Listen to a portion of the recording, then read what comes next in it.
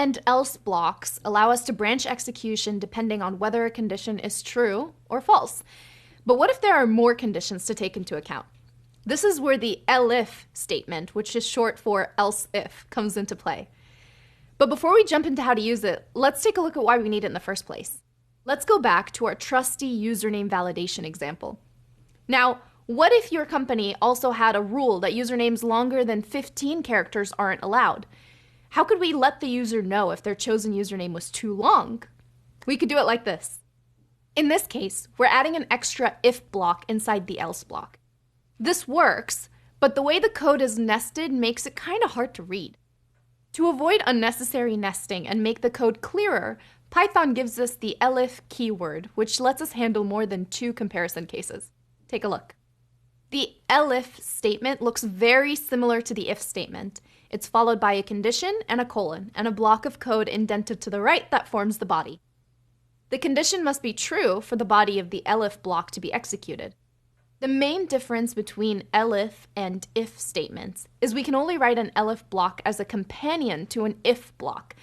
That's because the condition of the elif statement will only be checked if the condition of the if statement wasn't true.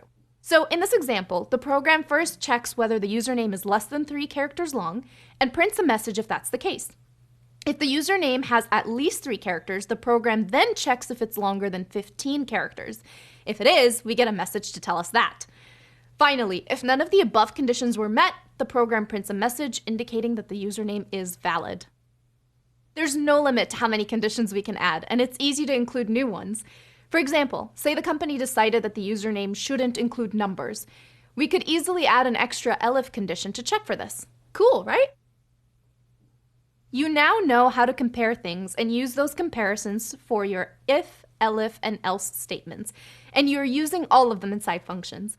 Using branching to determine your program's flow opens up a whole new realm of possibilities in your scripts. You can use comparisons to pick between executing different pieces of code, which makes your script pretty flexible. Branching also helps you do all kinds of practical things, like only backing up files with a certain extension, or only allowing login access to a server during certain times of the day. Anytime your program needs to make a decision, you can specify its behavior with a branching statement. Are you starting to notice tasks in your day-to-day that could be made more efficient with scripting? There's so many possibilities, and we're only just getting started with all the cool stuff programming can help you do. Wow, we've covered a lot in these last few videos. Remembering all these concepts can take some time, and the best way to learn them is to use them. So we've put together a cheat sheet for you in the next reading. You'll find all these operators and branching blocks listed there in one handy resource. It's super useful when you need a quick refresher.